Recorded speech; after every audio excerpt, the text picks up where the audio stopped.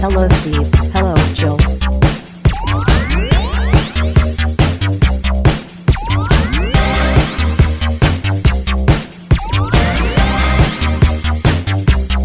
It's time to game classy.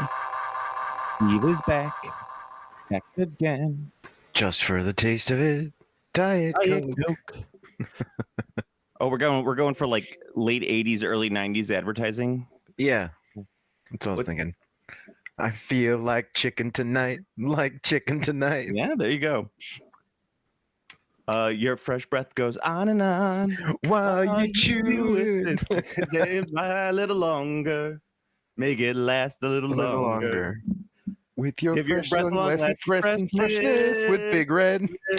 Remember Big Red? That comes suck. I do remember Big Red. It was like really good cinnamon taste for 3.5 seconds and then chalk. Oh, you're being generous with 3.5 seconds. What was the Doublemint gum one? Was it? Oh, double your pleasure, double your fun. Yeah, but there was a song. I don't remember. Yeah, that's what those were the lyrics. It was like double your pleasure, double your fun. Yeah. And then it would show like the twins that were like supposed to be really hot, but if you look back on it, it's like their asses are so pancake flat. That's the one thing that really drives me nuts about like the idea of attractiveness in that time period of America is like all the women they're conventionally attractive, but my God, the lack of ass. She's got no ass. People. Where does the devil fuck? Anywhere he wants. So I curated my my Reddit to mostly just movie subreddits. There's a couple other. You do a lot of Warhammer ones too, but the movie ones, and it's like lately the big discussion has been about like when does crazy Al Pacino happen? And most people point to Scent of a Woman being the thing that really set Al Pacino on the downward spiral that we know, where he's now El Dunkachino. Okay. But I honestly think it's Devil's Advocate. I think that's when we reached peak Pacino. Peak Chino? Yes. Peak Chino. Peak Chino. Man. All right. So we can't talk too long though about nonsense stuff because we got a lots to talk about today. Yeah, there's a shit ton of news. So much games workshopping. Yeah, for once we are on the cusp of this news. I mean, there's people who already put out stuff, and there you have like YouTube videos that say like, "Is Games Workshop dead?" And it's their face like cocked to the side with like their finger at their mouth, like questioning. I hate those fucking people so fucking much. Look, we're already always on the beating pulse of the industry. I don't. Yeah, we're always ahead of things. I don't know if it's. It's so fucking I'm still thinking about the YouTube people. I just like, it's like when I'm on like a Warhammer subreddit or forum or something like that, and people are asking questions like, who's the best YouTube lore expert for Warhammer? And I just type underneath it, I read the books like an adult. I have the books read to me while I run. I have the books read to me while I commute to work because I'm a fucking adult. You can't even read or have the books read to you. You have to have someone who didn't even read the books, by the way, who probably read a Wikipedia summary, explain to you in YouTube, and then slightly transforming you into a right-wing lunatic. That's what you're getting on YouTube. Yeah. Good stuff. Yeah, like most of the time with YouTube, it's like you want to say like you want someone with a European accent because at least that they're right wing, but they're not like American right wing. As I say, Italian right wingers are just like, maybe we should work for more than 32 hours a week, and that's like the far right in Italy right now. There's audible gasps after the person says it. Like, Maron. Giuseppe, why you make your mama cry? No, I think we just need to work a little bit more. Crossing. All right, so let's talk about the Warhammer preview. Do you want to talk about the least interesting, the most interesting, or do you just kind of want to scattershot it? I was just going to go in the chronological order, reverse order. So the oldest news first, which would be you say Warhammer Quest Darkwater. Well, I guess we could start with that one because that's the biggest release that they put out there. It's finally we're getting a new quest after the 5 years of Cursed City debacle. Yes, the ultra debacle. And so it's it's not your standard Warhammer quest, and Steve is so fucking happy about this. Yes, he is peeing his pants right now in joy, not just normal peeing his pants. There's actually joy involved in this. Yeah. There's emotion behind this pee because it comes with a fold out book of maps. It's a fucking book of maps. It's everything Steve has ever asked for. It's so sick in a Warhammer Quest game. It's so fucking sick. I cannot. Not only that, but its emphasis is on Nurgle. I know. I was like, what the fuck? Okay, so here's the part that I am so interested in seeing in action. Okay, so it is a book of maps. It is a hardcover book of maps, and it is not spiral bound. Now, I'm a book collector, and I see that, and I go, wait a second. There's no fucking way that they have the binding that they can do that. Like a book that lays absolutely flat like that, and still, and the binding still holds the book together. There's got to be some sort of gimmick to this. Yeah, so, we'll see. You look at the picture that's on the website that they're showing of the book, and it's like perfectly flat. I'm like, it's physically impossible. I know they probably have it on the center page, but I'm like, this can't be right. This can't be real. This has to be AI. This has to be Donald Trump flying a jet shitting on protesters style AI. And I'm floored by it. If this is some sort of new technology, this was probably recovered from Roswell technology. That's what I'm saying. This is alien technology. Wait, what's the British Roswell? What's that called? Oh, no idea. I didn't know the British had a Roswell. It's like Lancashire Field or something like that. Rendlesham Field, something. There was a big alien kerfuffle in the 60s or 70s in the UK. But this has to be technology recovered from there, which would make sense that the U.S. would get stealth bomber technology, but the British would use it to make absolutely flat books. I mean, it is a much better use of the technology, to be fair. Yes. You know what that book is? That book is the equivalent of a double mint twin's ass right now. Bringing it back. Wow. Look at that flat ass. Look at that flat ass. That ass is so flat. I couldn't believe it. I mean, I tried to put a penny on that ass and it just fell straight down. So you do get, okay, so let's talk about the quests. The characters. You got 7 characters coming. What I like about them is they are fairly fantasy generic. They are not really AOS. No, I think they're super fantasy generic. They look straight out of Old World. Yeah, with the exception of the centaur, because there's only centaurs in Old World, but this is like the Wood Elf, where it's the one faction where they have like multiple war bands for underworlds and characters, but yet they refuse to actually make it as a faction. Yeah. You get some really great fighter looking figures, paladins, wizards, dwarves. I kind of wish they had gone a little bit more with diversity. And the wizard is so fucking sick. This is one of the best Games Workshop wizards I think they've ever done. Which one, the Bretonian looking one, or the Jacobus Vine, the Jade Wizard? Jacobus Vine. Yeah, I like it, but I think that actually the reason why he looks so cool is the paint job. That's a very stunning paint job on him. It's very nice. Yeah, and you don't see any mold lines like you normally see. Like on Drasher Vorn, you see the massive mold line on his shoulder, and I'm just like, ugh. Why did they do that? They didn't have to do it that way, but they chose to put the mold line right there. That could have been one piece, Steve. That didn't need to be multiple pieces, and they chose to do that because they're assholes. Don't look at me, man. I know it's not your fault. You're not the miniature designer, but it's just like whoever is taking the 3D sculpts of that was just like chop, chop, chop, chop, chop, chop, yep. chop, no, chop. Absolutely. And then we have probably one of the greatest Nurgle figures, Gelgus Pust, who is the big baddie of this one. He's the big vampire dude from the last one. This guy's sculpt is so stupid, but I love it. Yes, it's awesome. With the big Joker grin. Yeah, the huge Joker Grim, his fucking sword with the faces in it. Oh yeah, that sword, the mace is gorgeous. It's got like that Yeah. Nurgle fly design to it. Yeah, no, it's so fucking sick. That model's fucking awesome.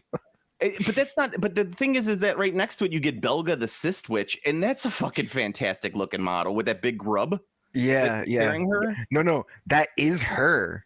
Oh, that's her. I saw. Oh, I guess I just thought that the hands that were stewing were the feet. Yeah, no, there's her. If you look, so like she has like a torso, but if you look beneath her, there's another torso with hands. Yeah. And if you see like the whole body is all connected to the slug thing, and those other hands are also holding the pot. Amazing sculpt. It's yeah. And of course you get Molgoth the Cleaver, which is kind of a standard Blight King looking model. Still great looking. But Yeah, in comparison, you know. He looks awesome. And then you get the Shaman Foulhoof, which oh god. Yeah, Shaman Foulhoof is fucking dope as shit. Like this edition of AOS is a godsend for any old world Beastman player. Yeah, guess absolutely. what, people?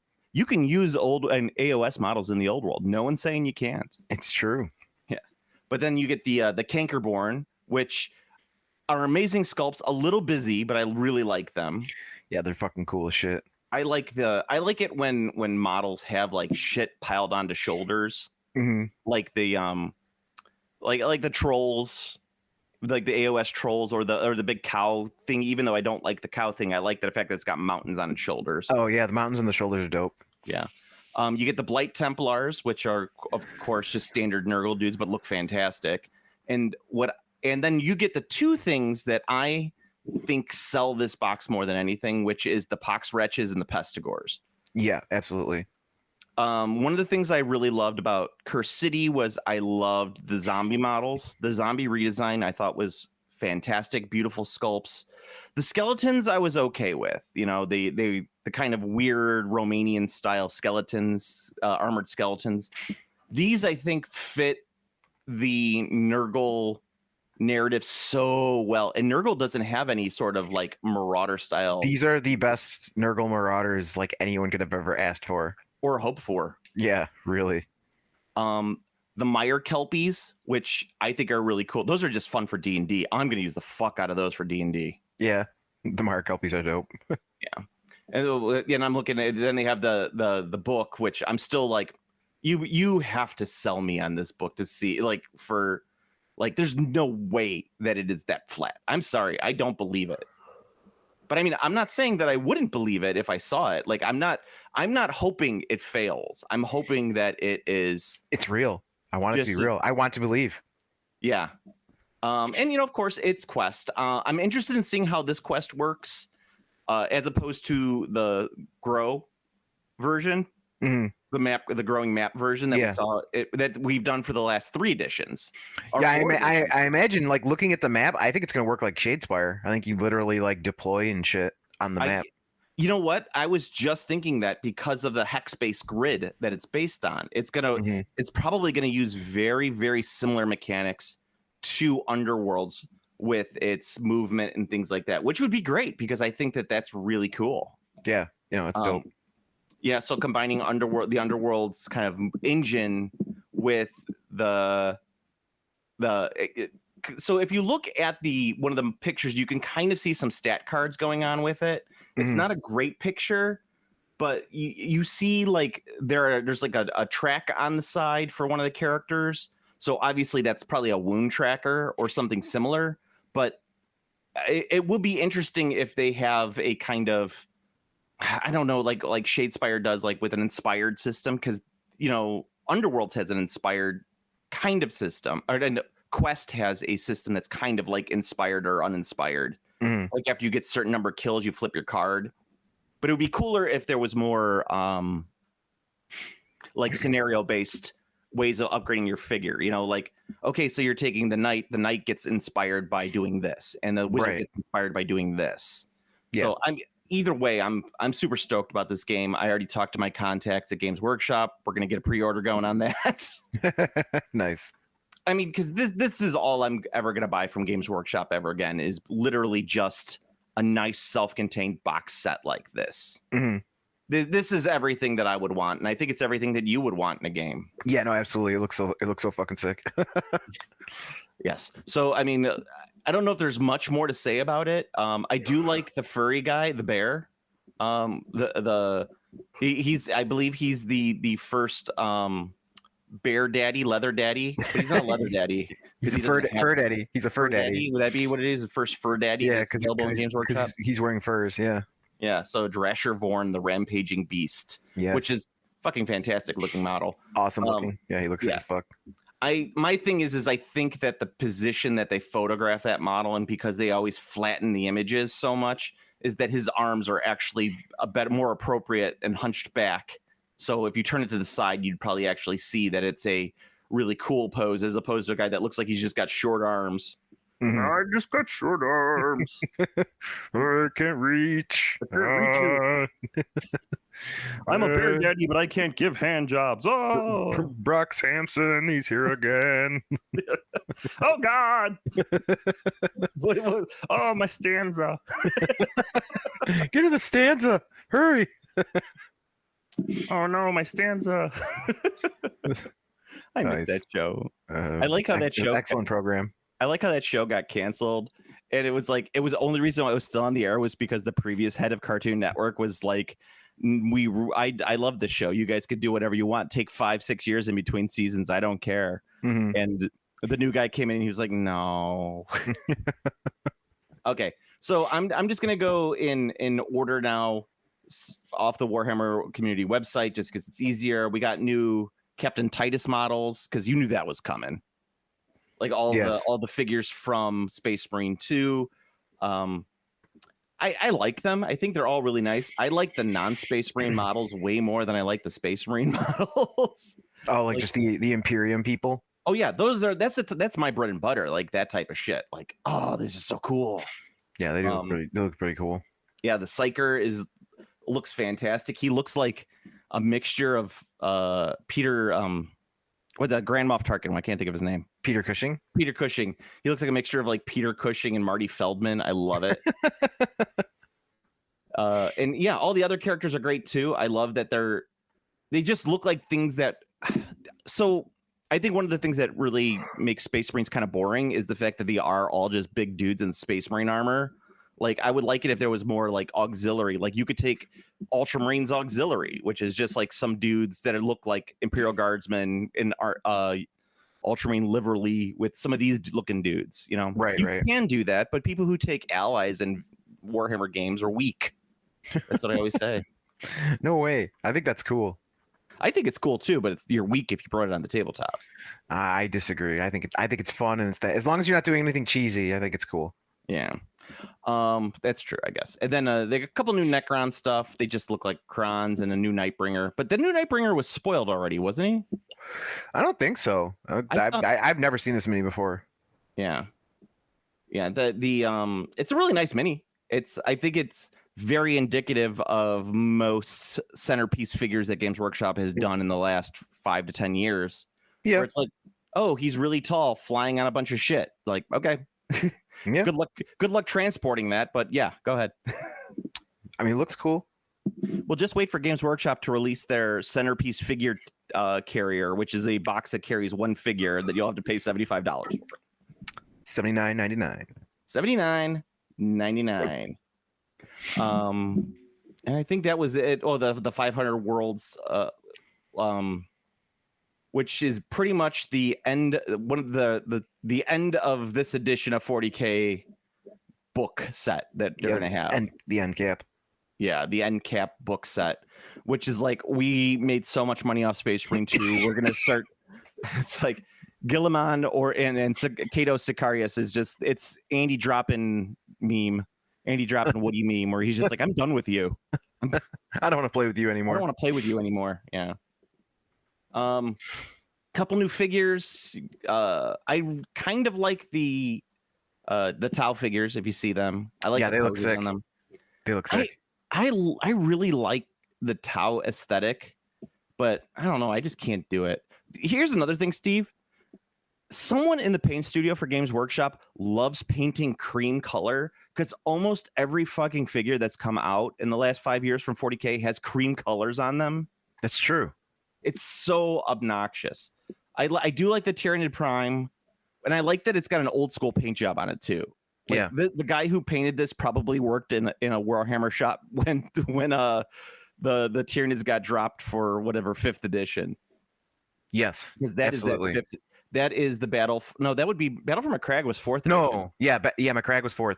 Yeah, so he was working for Battle. He worked on Battle for McCrag. Yes. Right there. So, yeah, you got some new figures for armies that Games Workshop really doesn't care about. Then we get to probably the biggest release for AOS, the big release for AOS, which, holy shit. I'm not a Nurgle player, but these are some fantastic releases. Festus the Leech Lord. Bad fucking ass. Is bad fucking ass. Yeah, he's riding that worm. As we all love Festus from the previous edition, the fat little dude with his little bottles. Now he's got like a whole He's got a whole ass laboratory. I was gonna say a kitchen on his back, on the howdah of this little worm mount. But that's just such a great figure. My God. God. You get the Slaven Knights, which also The Knights they're so fucking dope. They're so fucking dope. That's all we're saying is this is dope. This is dope. It really is. They're awesome. I love the little touches on the figures too, like ribbons on the horses that just like seem out of place. They're Bretonnian horses, is what they are, you know. Mhm. Yeah. So, and I think that's really fun and neat. I do like really I like with Nurgle. I like a lot of the fleshy stuff, even though I don't think the studio generally paints it well. That's the type of stuff that I really enjoy painting. Mm. And they do have alternative heads too, helmetless heads, which I know that there are some people who are like, I'm not going to paint anything if it's got a head. Oh no, these are so fucking cool. You get your set of new Putrid Blight Kings, which are they're standard, but they're a nice upgrade. I really like the toga appeal of them. And I think that's what really sells this army is it's got such a nice unified theme to it. Yeah, The antlers. Everything really looks like it belongs together. Yeah. And the Rot Swords, which are I don't know the difference between Rot Swords and Blight Kings. I'm assuming one is just fatter than the other. See, I don't know because this is now a change because previously there was only Blight Kings. Yeah. So these guys is another thing. Yeah. These guys look a little smaller. They kind of like, I would almost pick these guys up as chosen for a Warriors of Chaos army for Old World. Because I think they would look really fantastic for that. They probably would fit on a 30 mil base. Yeah, they might be Chaos Warrior sized, to be honest. Well, no, they would probably be the size of the new Chaos Warriors for AOS. Which technically do fit onto 30 mil bases. Yeah. I think that they're just really great looking. I might grab I might have some of these in my future for a Old World Warhammer Chaos Army. I mean, if you're gonna do a Battle March, these would be great just to get a small army based off these releases just for Battle March. Yeah, absolutely. Then you got the Pestigors, which I'm super excited about because I do have a Beastman army. However, I do have a bunch of the older Pestigors as well, but these Pestigors do look pretty fucking sick. It's a fantastic resculpt and reimagining of everything that's going on. Plus, you have these added. Are these the same ones that are in? They are not. They are not the same ones that are in the Warhammer Quest. Yeah. So you get. Not only are you getting these 10 guys for the resculpts, you're also getting an extra, I don't know, 10 to 12, 8 to 10, however many in Warhammer Quest. Yeah. So you'll be able to get those. And then you got your Battletome Magakin of Nurgle, which will be good for all of 4 months before they have to, before they dump it for a new edition. Yes, that is correct. Yeah. You got a new Spearhead, which is the Bubonic Cell. The nice thing about the Bubonic Cell is that you're going to be able to get the Warcry Warband in there as well. Yeah. So the what are those guys called? The Dreadmire, whatever. Yeah, the Swamp Dwellers. Rotbringer. No, not Rotbringer. Yeah, the Swamp Dwellers. Rotmire Creed. That's what they are. You get your Rotmire Creed in there, along with the Beast of Nurgle and some Nurglings. A fuck ton of Nurglings. That is, you could make, I don't know, probably 3 more bases off of all of those Nurglings. It's a lot of Nurglings. Yeah. another Regiment of Renown, which is just a bunch of Plague Bearers, Exalted Plague Bearer, and then the tree. The tree. A new Path to Glory. Blighted Wilds. I don't know what that. Where are Paths to Glory, Steve? I don't know. I'm so out of the loop on I'm so out of the loop on Age of Sigmar. I don't actually know what a Path to Glory is. Path to Glory. I mean, I know what the old Path to Glory was, which was the old, like, you have like it was a smaller than Warband sized game where everything gained experience, and it was made for chaos versus chaos. So according to this, with Gyron under threat once more, Path to Glory Blighted Wilds is here to provide new ways to play narrative games in Theria. So it just looks like it's a campaign book.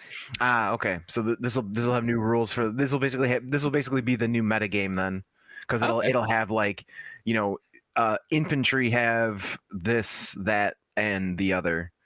That was the type of thing that made that one update where I talked about because there was the point where every infantry unit in Age of Sigmar was just dog shit garbage, and then they did the one update where they gave, like, all infantry in this, like, quote unquote season have this rule and this rule that they added, and suddenly, because they did that, infantry were like the game. Yeah, I mean, it could very well be. I am out of play on AOS and 40K, so I don't pay too much attention to them outside of stuff for this podcast. But if you scroll down below that, you can actually see how big the rot guard are, or whatever. They are Putrid Blight King sized. They're huge. Yeah, they're. It's interesting. I will, I really want to see it because, something that we didn't talk about on the podcast, and we can actually segue to it here, is for the old world, they're getting release of new Marauders, yes. which is fine. The Marauders are a very, very, very old kit.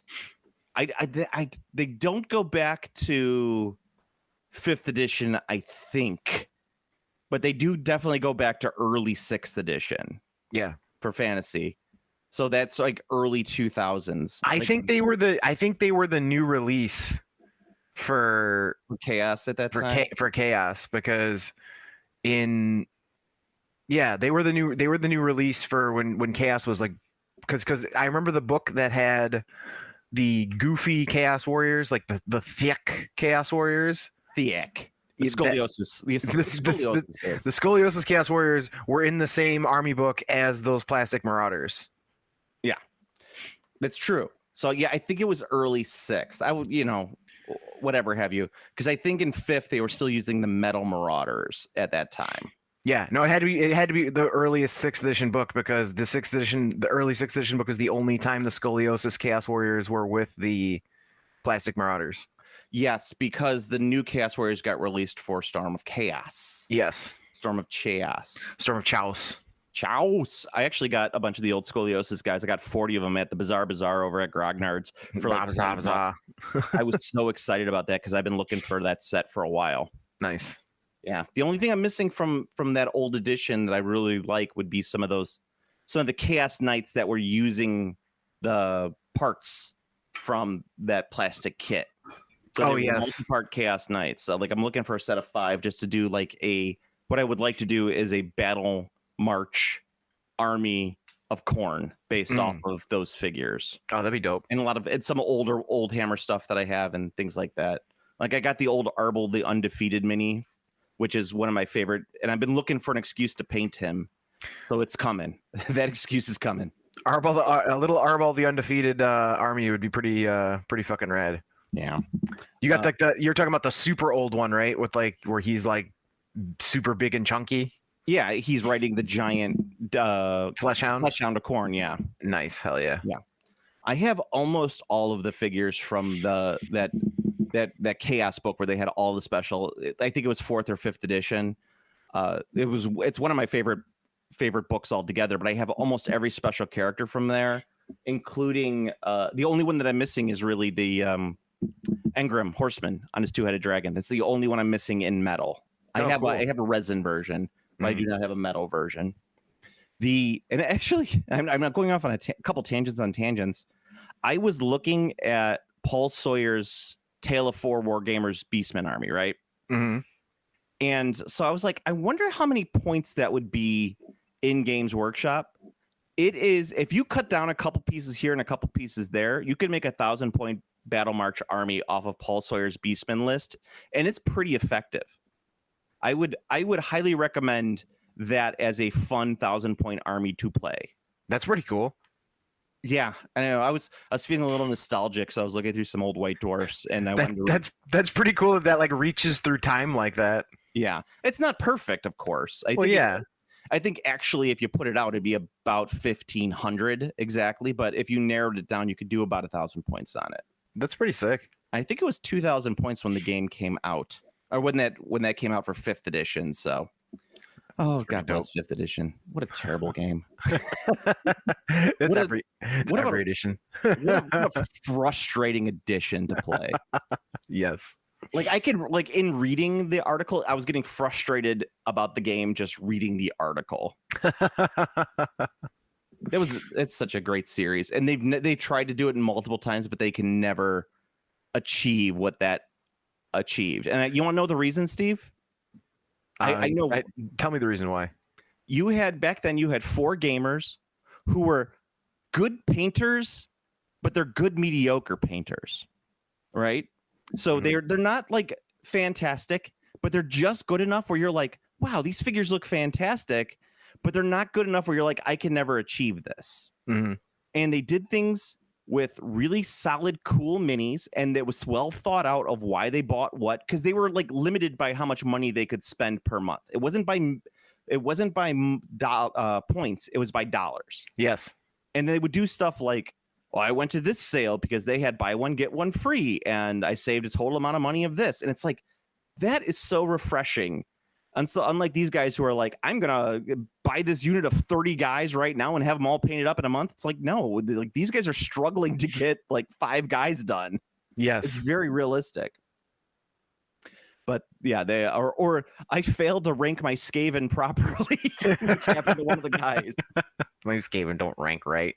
And those plastic Skaven did not rank right. They never did. And you could see the frustration of like some guys who didn't have plastics in their armies or something similar. Yep. It's one of the greatest series that Games Workshop ever did. Followed up closely by Stillmania, which is a shame that never actually got finished. Yeah. God, R.I.P. Nigel Stillman, R.I.P. Paul Sawyer. Yeah. God bless him, and probably all the other Games Workshop old heads out there. Yeah, man. Okay, so we got next up we have Warhammer Animation. Just in case you forgot that Warhammer Plus didn't exist anymore, or still existed. It's fun. I watched the trailer. It looks neat. I'm not paying for Warhammer Plus, but it must be successful, because there's no way that they've just been pumping money into it for this long with it losing them money every year. I mean, it could. I don't know. Like it has to be making them money. The fact that Games Workshop doesn't do it through Twitch or YouTube, like exclusive channels, is insane to me. Like they have to have their own platform, which no one wants. Oh yeah, no, that part's annoying. I mean, to be fair, I have done it for 2 years. I think I did two years of Warhammer Plus, but I don't think I ever actually watched anything on there. I only ever looked at the scanned White Dwarfs, which was really cool. But I specifically subscribed to it to get the models, not for any other reason. Oh yeah. Then we got next up. We got a bunch of Heresy minis that got released. We got new Cataphracti Terminators first. They're resculpts that match the new scale and size of Horus Heresy. I think they look really nice. I never really had a problem with the old ones. I just like that these guys look a little better posed. I wish there was a little more dynamicism in their movement. They just kind of look like they're plodding along, which I guess works, but I think that the poses are just a little too stale or stiff. Like, I think that they could be a little more dynamic and it would look great. Yeah. You probably can do more with it, but whatever. The box is pretty cool. You get a lot of fucking Terminators in that box. How many Terminators do you get in the box? Is it it's the Siege Assault battle group the thing? Siege Assault box. Yeah, that's going to be a limited edition battle group. that you're going to get the Termies in, the new Breachers, and they'll throw in a plastic Leviathan on there. It'll probably retail for $210, just to let you know. Yeah, I mean that box looks really really fucking dope though. Yeah, it does. It's just too bad that The edition is the edition is in my opinion a mess. And I don't know. So here's one of those things where is it information bias or whatever. In looking, I still have a lot of my forums and stuff set up so that I can see stuff about Horus Heresy. I have easy access to look at stuff. And I don't know if it's just me not being interested in the game as much anymore, or that I'm seeing less news about it, but less people playing, things like that, or if it's just what people are feeling at the time. Right. I honestly think it was a huge mistake to make a drastic change in the rule set, but whatever. I'm not in charge of it, and it could be doing incredibly well in bigger numbers than before, but I don't know. I do like the figures. I think the figures look like the sculpting for this edition has been some top-notch stuff. Oh yeah, the minis look fucking awesome. Like that box set is sick as fuck. Yeah, the new Skitarii Pilgrims, Battle Pilgrims, also look fantastic. Yes, with the long ass legs. Yes, the ostrich men. And they're doing a plastic Volterix, which is a neat little figure too, with their battle group. That's the Nurgle Blight drone. Yeah, that's what the Nurgle Blight drone came out of. Yeah, it's really cool. Yeah, that's all that Nurgle, all that Death Guard stuff. If you go and look at Horus Heresy, all of it is unmutated in Horus Heresy. You can see where all of that came from. That's pretty cool. Yeah. It's good. They got a battle group coming out too with 18 figs. Getting that with the Servitor one would be a really great combo. It would cost you a decent chunk of change, but you get some really, really fantastic figures in there. Mm-hmm. I mean, this is the one preview where it's like I really feel like Games Workshop has really, really outdid themselves. Like we're just over halfway through, and there's still more shit to go through. Mm-hmm. They said, hey, we're doing more Horus Heresy books, which I guess is fun. Yeah, great. Yeah. Yay. There's 12 books that are gonna. Oh no, wait, these are all books that have already been out. I guess they're just doing it's a curated series. A curated re-release is basically what it is. I guess this is a greatest hits. Yeah, you know what it is it's books that people want to read or own that are out of print at this point. So they're just reprinting them. They don't want to reprint all 50 books, so they're getting the books that everybody really likes and putting those out. That makes sense. Horus Rising, False Gods of Galaxy, and Flames is the first three, of course. Flight of the Eisenstein, Fulgrim, and I want to say like book 5, 6, somewhere around there, early books. First Heretic is early in the run, which is a good book. Prospero Burns. What's the other one? Isn't Prospero Burns part of 2, but whatever. No Fear, Betrayer, Praetorian of Dorn, Master of Mankind, Slaves of Darkness. I'm not gonna lie. I've never read a single Horus Heresy anything. You know what? I think if you read these 12, you pretty much get the gist of like what's cool about the Horus Heresy. The problem is that it's 50 some odd books. That's the problem. So I just need to this 12 is good. Is what you're saying? Yeah, and I would just do the audiobooks too because those are really good. I have most of these in audiobooks, and I've really enjoyed all of them. Cool. I stopped. I stopped and started, but I know that I don't like the audiobook currently for Prospero Burns. The guy who reads it is a little funky. He's not the guy that reads like this. I like the guy that reads like this. Titus pulled out his bolter and shot him. Daka daka daka daka. Yes, the guy who reads like this has my seal of approval, though. No cap. No cap. 6'7". You know that the some person here is rolling their eyes. People, if you don't like 6'7", you know how you get rid of 6'7"? You just say it constantly to people, to the kids. If you're saying it to the kids, they won't say it anymore. So just say it back. Don't go, why are you kids saying 6'7"? Well, actually, the people who complain about 6'7" all sound like Barney Fife. What is going on with this 6'7"? It doesn't mean anything, Andy. Andy, it doesn't mean a thing.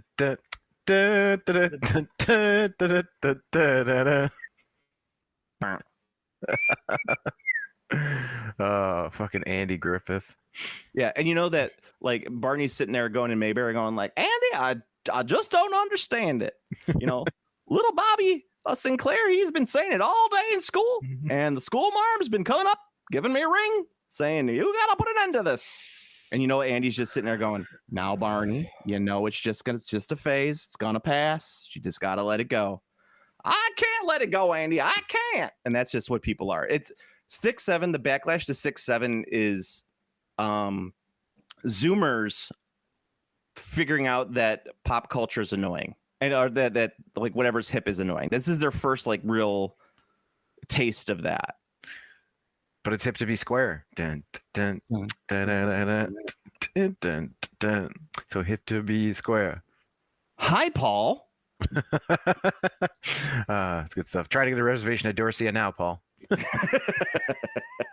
My God, he has a watermark. All right, so then you get they're doing a bunch of stuff for Legionis Imperialis. Surprisingly, that game is still plunking along. Yeah, I mean, the figures are cool. Yeah, the 3 people playing it are probably super duper happy right now. Yeah, they're super duper happy. The figures are cool. That's all I got. Yeah, they get my favorite thing is the Combined Arms Group box set that has my thing that I absolutely love that one Games Workshop does. It's like 150 miniatures where it's, you know, because each base has 5 guys on it. Yes. So it's like when you actually get out, you're like, oh. But yeah, it is a lot of fucking guys though. It's a lot of stuff in there. It's really fun looking. Like it. One of the things that I had said was if Games Workshop had produced box sets like this at the initial run, I think the game would have sold much better.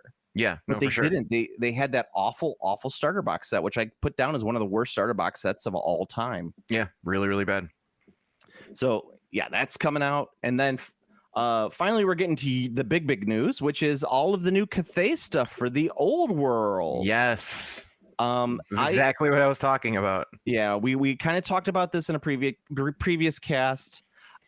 I have some issues with it, but we'll go over it first. You get the Astromancers of the Celestial Court, which is you can finally get your wizards. I know you like that Crow Man. I do love the Crow Man. That's the only thing I really like in this release, Steve.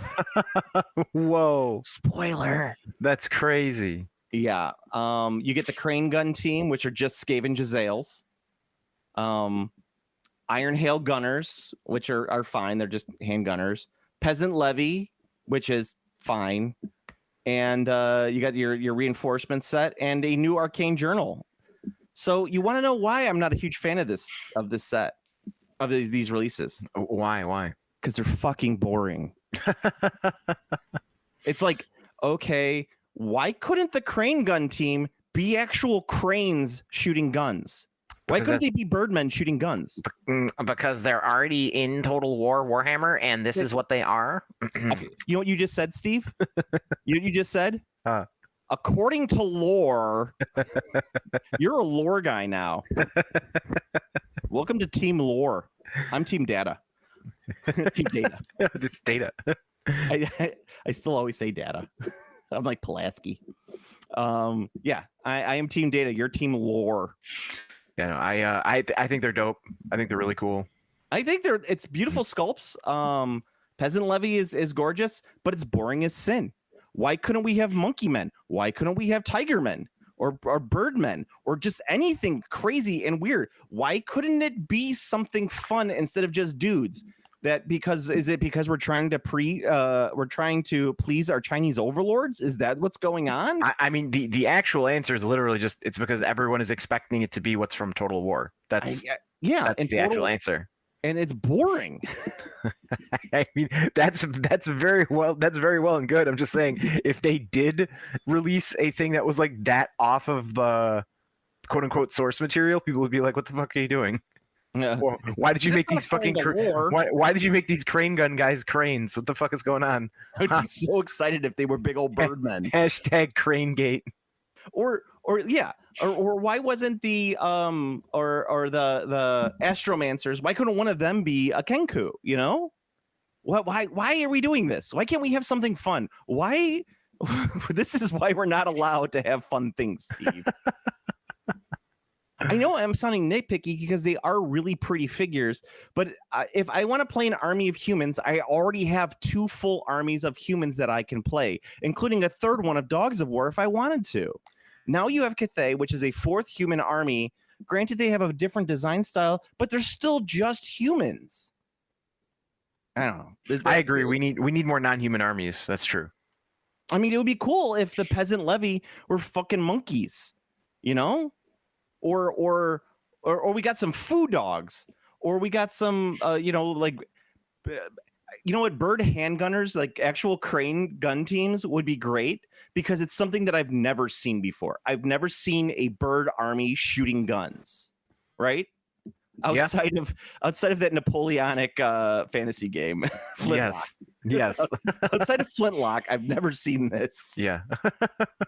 And you know what? Because I'm just gonna say it. I'm probably the only one who's ever seen Flintlock miniatures. So Yes, you are. I guarantee. purposely sought them out.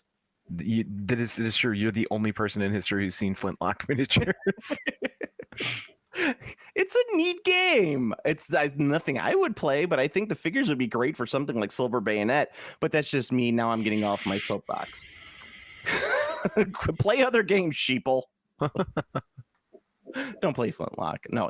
You can play Flintlock. You're perfectly allowed. Play whatever game makes you happy. You know you're not going to play the game. You're just going to buy the figures, and you're going to have them on your tabletop for years. You might paint 1 or 2, and then be really proud of it, and then never look at them again. But still, buy what you want. Paint what you want. Yeah. Yeah. Do the cool guys that you'd like. You should be buying this game. The only game that you should be buying is Quest.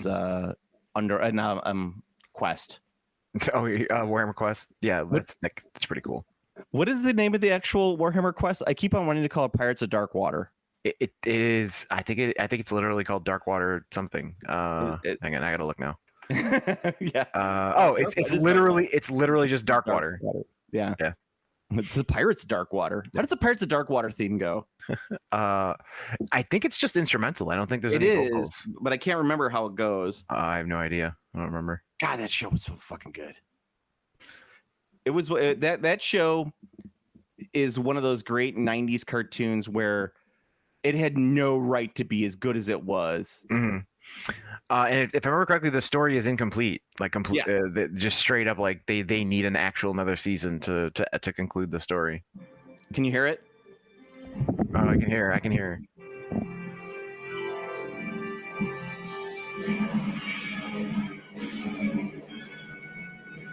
Alien world of bird is being devoured by Darkwater.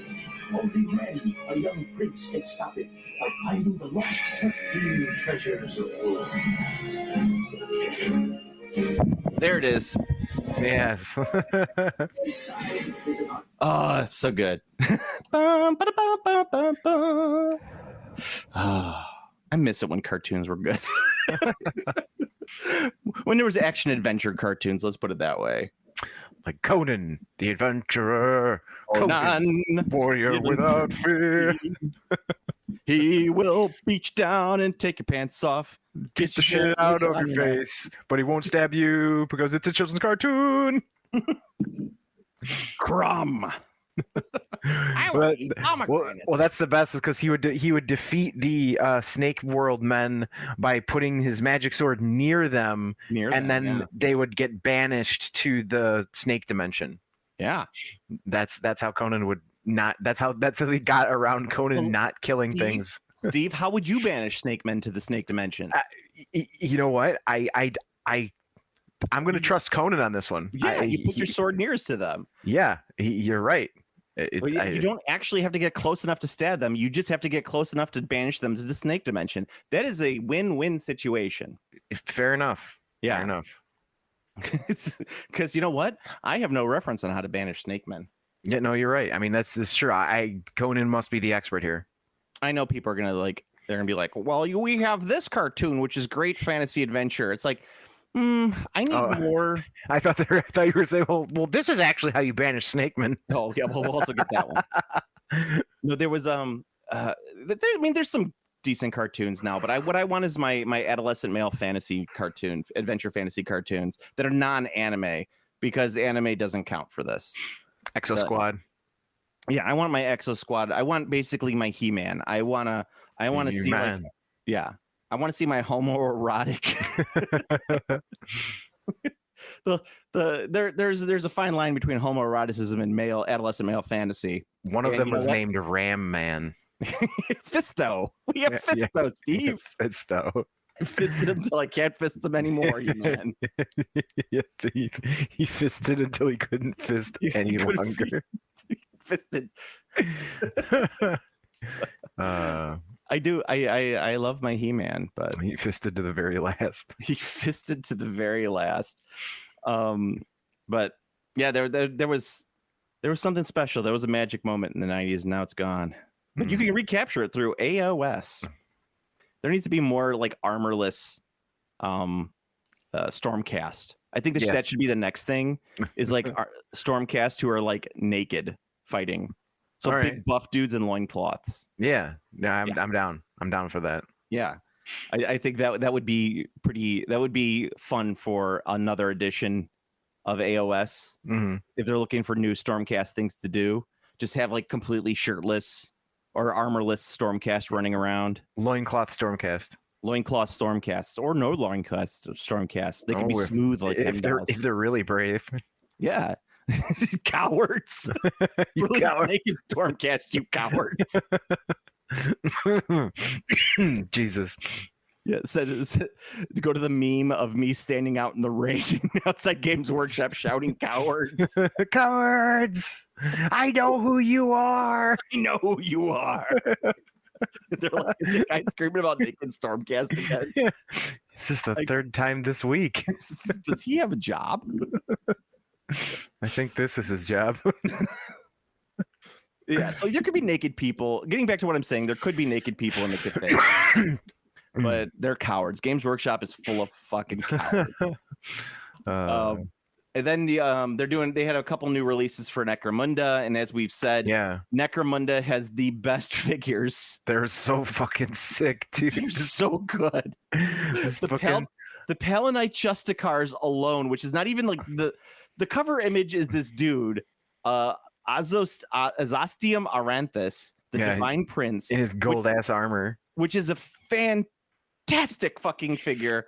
And then you even have an armorless option for it, where he's all rotted and robotic, and it's so cool. It's a model where you actually want to buy two versions of it just so you could pay for both versions.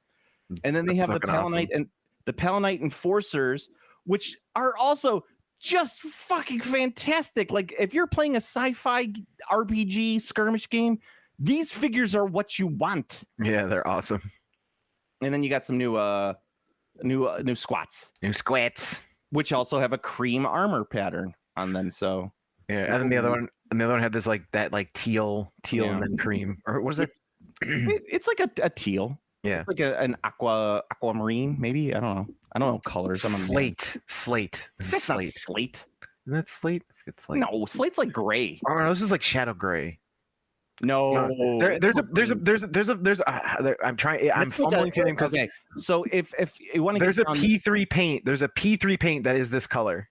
Yeah, well, it's the same green that they pretty much use on Sons of Horus miniatures for 30K. That's basically what it is.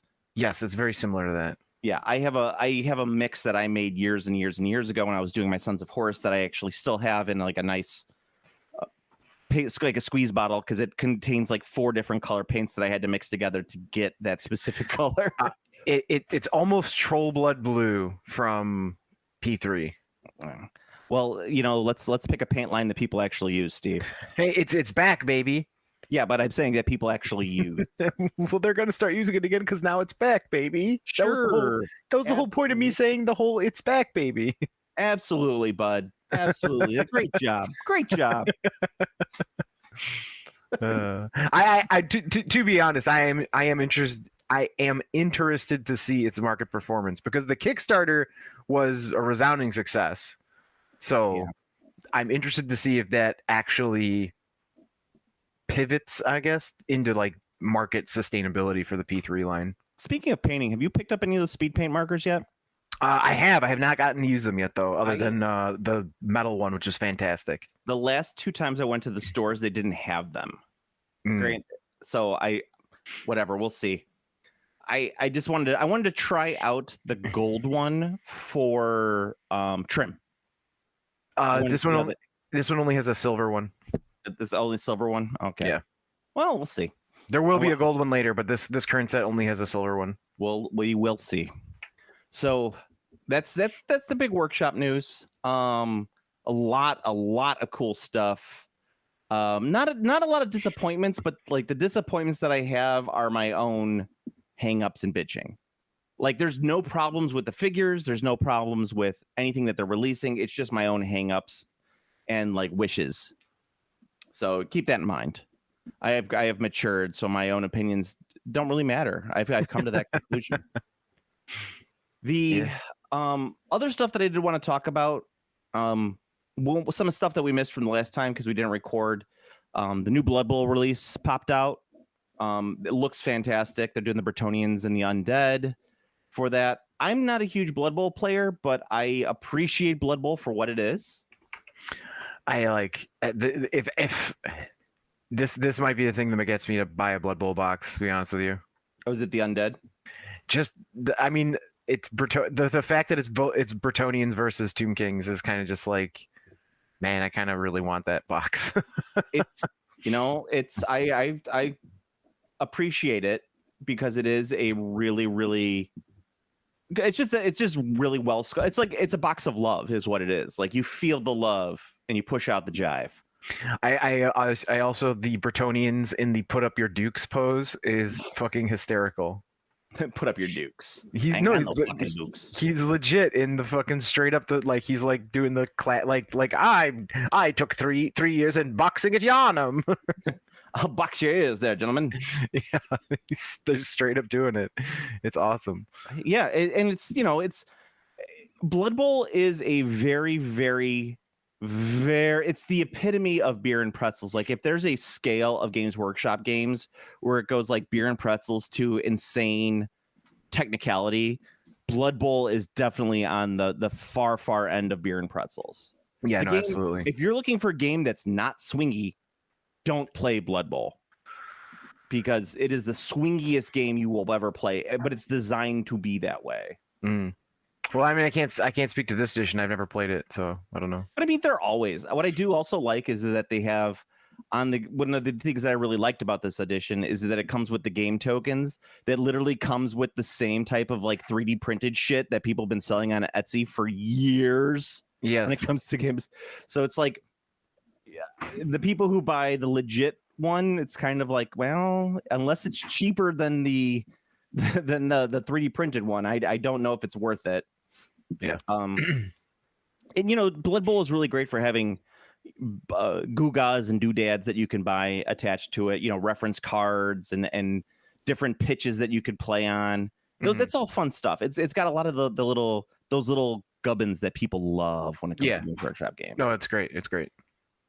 Was there any other big news over the last few weeks? Because I still have one more thing that I wanted to talk about before we finished up. In the gaming realm, the League of Legends trading card game launched.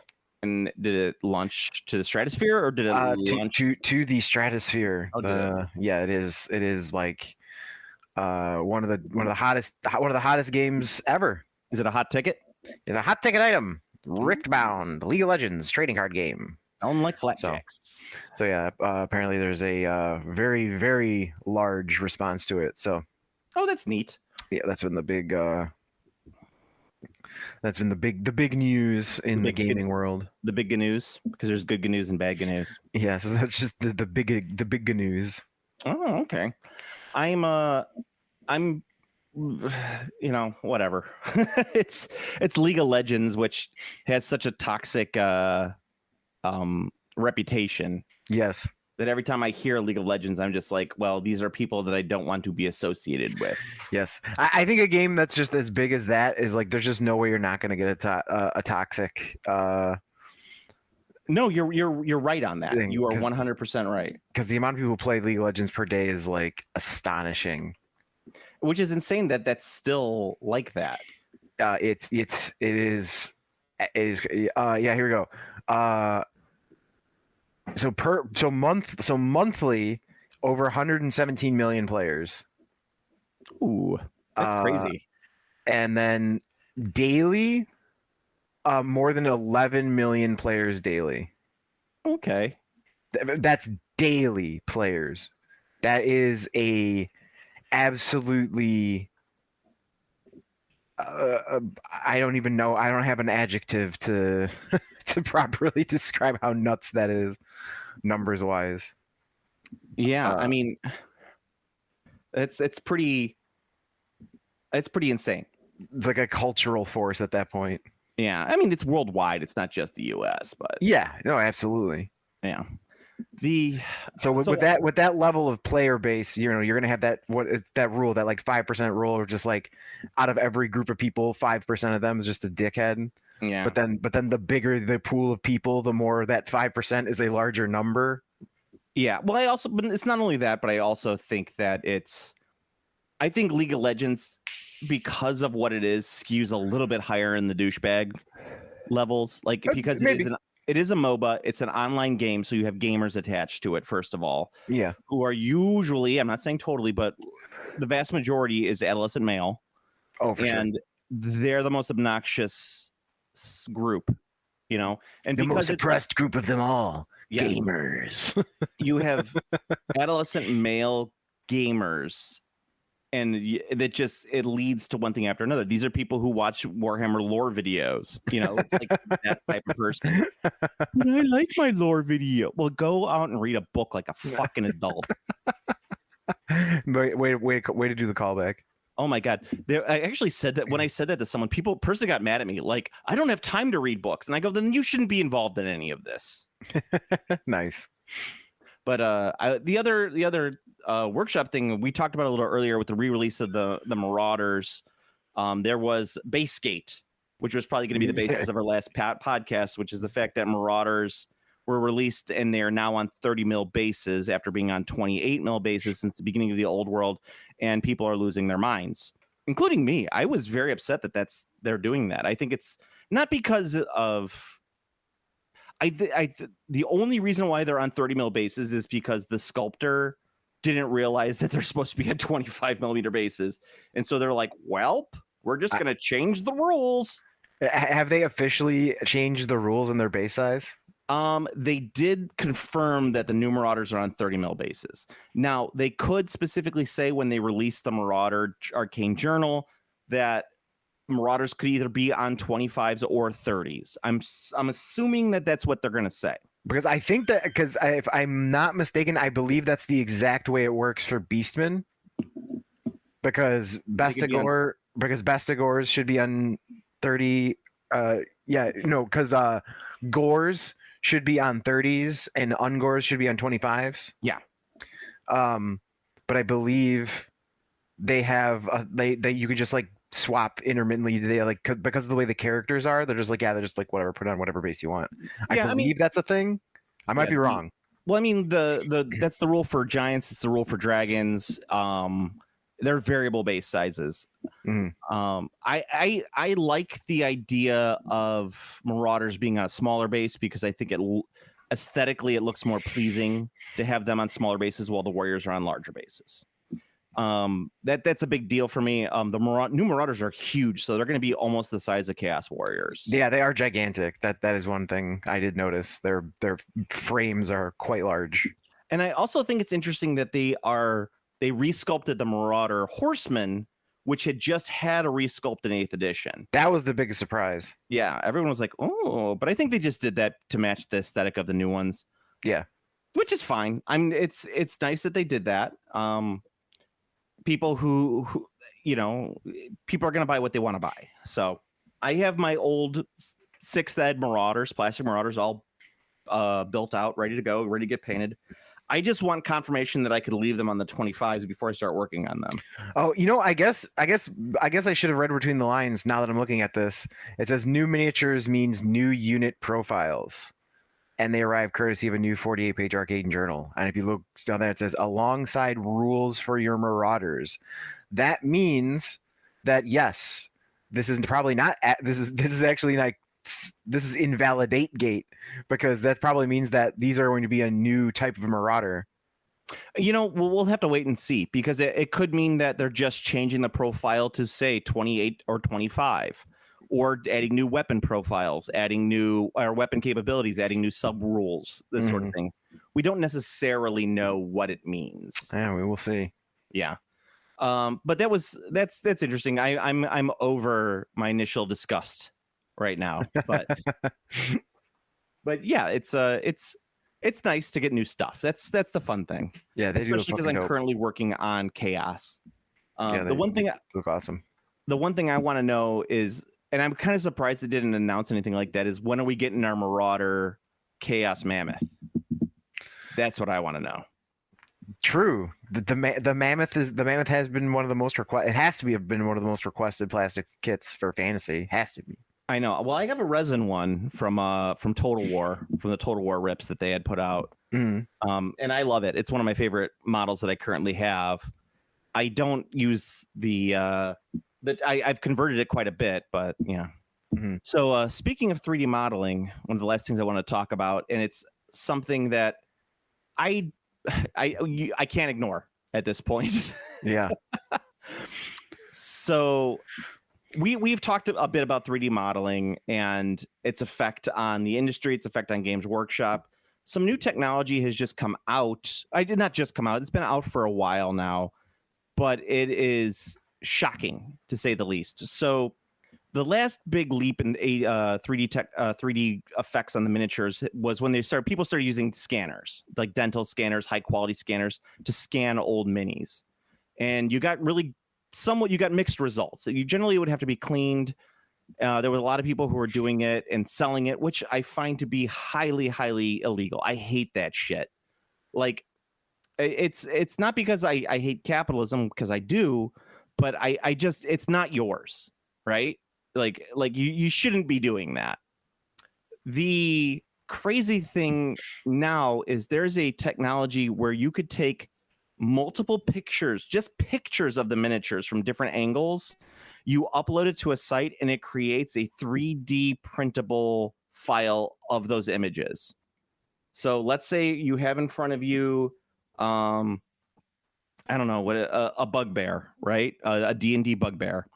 You put that bugbear, you take multiple pictures of it. You only need like 5 to 6 pictures of it, multiple angles. You put it all together and you click a button and it creates that model in 3D. A 3D STL printable right there. It is fucking scary. Like I don't think I was prepared mentally for A, how easy it was, and B, how good it was for how easy it was. I almost was like, this is so illegal. But there's no laws regulating it right now. There's no laws. There's no laws against the Pokemon Batman. Yeah, there's what? Oh, do you not know that? Oh man, I'll send you that clip sometime.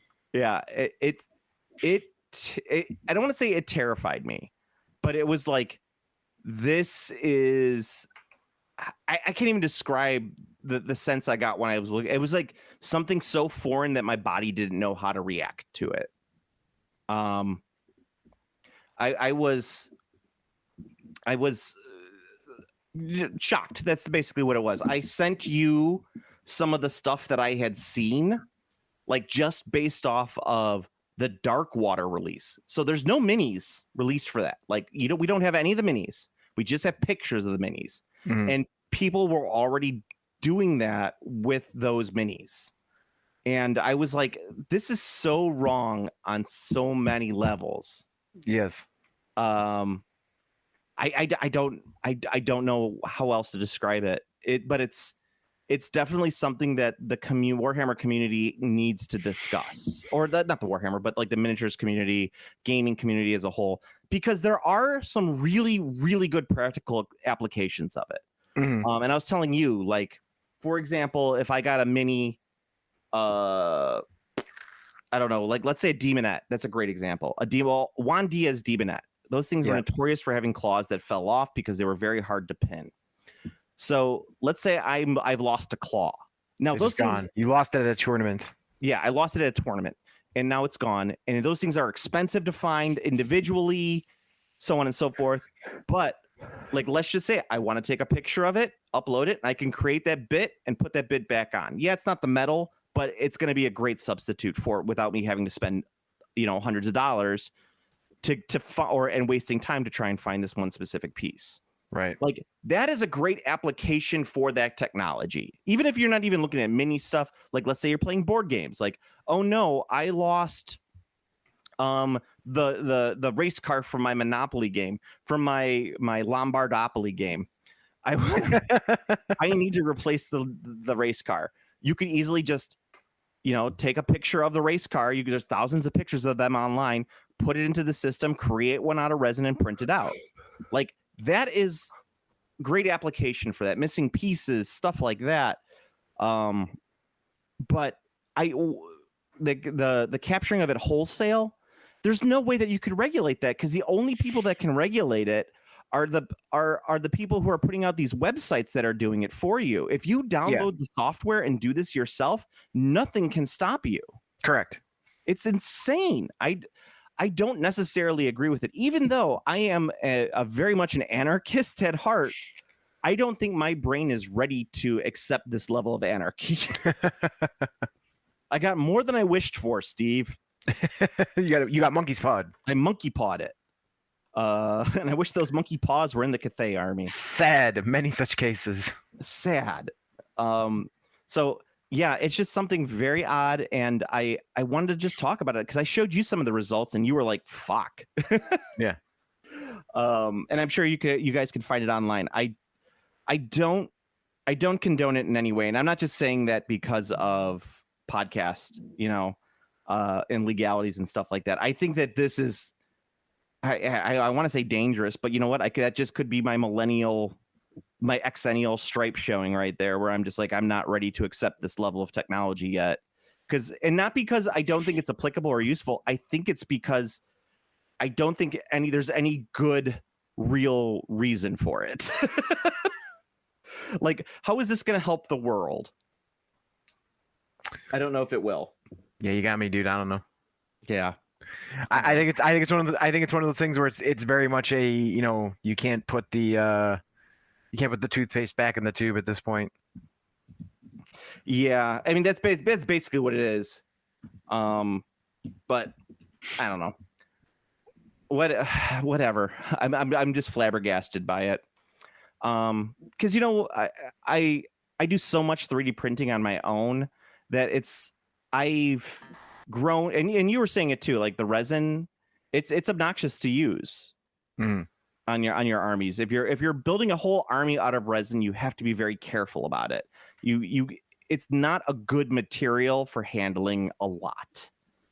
Yeah, handling a little bit. I have some resin figures. I have some fine cast figures. It's fine, but you can't. It's not sturdy enough for regular use. You have to be used to that. And it's one of the things that I've appreciated about going back and painting my Games Workshop stuff is the durability of the figures, the detail levels on them, and just how well they can hold up. But yeah, no, that's absolutely it. And I think that's what it is. It's like you forget. It's like have you ever actually had an all resin army? Because I don't think that, because I'm pretty sure that the guys that I bought my Etsy stuff from did use the like more durable, they use the durable stuff, because like it's because the way the breakages I've been having have been weird. Yeah. Because like I did, I did some tests like when I first got a couple, because there was like they sent some like miscasts with them, like extras. They were like we had some miscasts in there for you could use them for bits or whatever, and I was like, oh, that's cool, that's nice.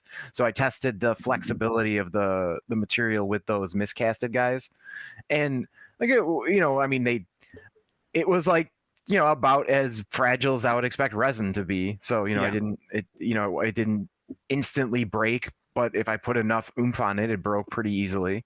Oomph. And so that's what it is. But like it's having the whole army of that is like, it's like, oh, I wasn't actually as prepared for this as I thought I was. And it's actually kind of funny because back in, I don't know, 2018, 2019, I bought a what's it called? I had bought a couple resin 3D printed material for bolt action, right? Mhm. And it sucked real bad. So I was like, damn, this is terrible. But I learned a lesson from it. And then once the materials, I started figuring out materials and doing it myself. Like, your best bet is literally doing it yourself. Buying it from Etsy sellers is great, but you got to remember that they're capitalists, so they're always going to want to do stuff the fastest and cheapest way possible. Right. So they're skimping on stuff, and that they're telling you, oh no, we're doing it this way, we're using this material and everything else. That doesn't work. They're not doing it exactly the way that they're saying. Sure. I can tell you that. Oh, so sure. if you do it, if you asked me about it, I would tell you, oh no, you could do it. I'll do it with this specific material. And you know me because we're friends. I would print it in the highest quality material, and I would take some time with it. These people on Etsy, they're using lowest quality material the cheapest material that they can, and printing it the fastest they can because they need to keep up with it in order to make money off of it. The more time, like if you take an extra 2 hours to print out something over a course of a day, that's one whole print that you're not going to be able to make money on. Sure. So yeah, it's you only did 9 prints that day instead of 10. Sure. Yeah, you only did 9 instead of 10, and if I'm getting $50 a plate, I just lost off $50 off my day.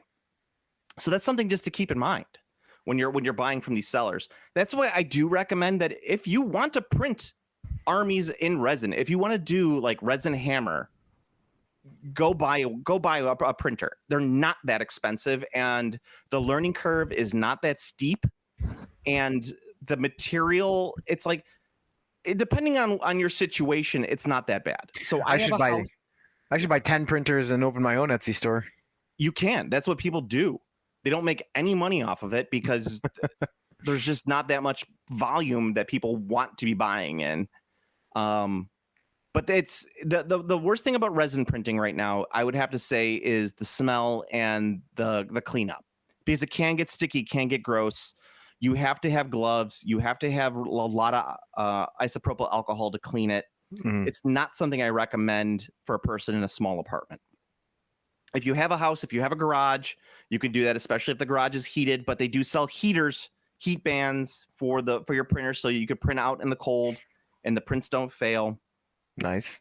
It's to the level right now, I think, that it is print and plug it in and print. Yeah, you have to do cleaning, but you have to do cleaning with metal. You have to do cleaning with plastic. It's no different than that. Main difference is that most of the time with resin, there's no assembly, which is awesome. Yes. Skipping assembly is dope. Or you can assemble in 3D. So you can, for example, you could do your Tomb King skeleton. You can, if you have a skeleton that's multi-part, you can assemble it in 3D with very little training, and then just print it out as one piece. You can say I printed all stuck together already. Yep, and it's fantastic, and I've done that. And you could actually get around some of the nonsense. What's a good example of that?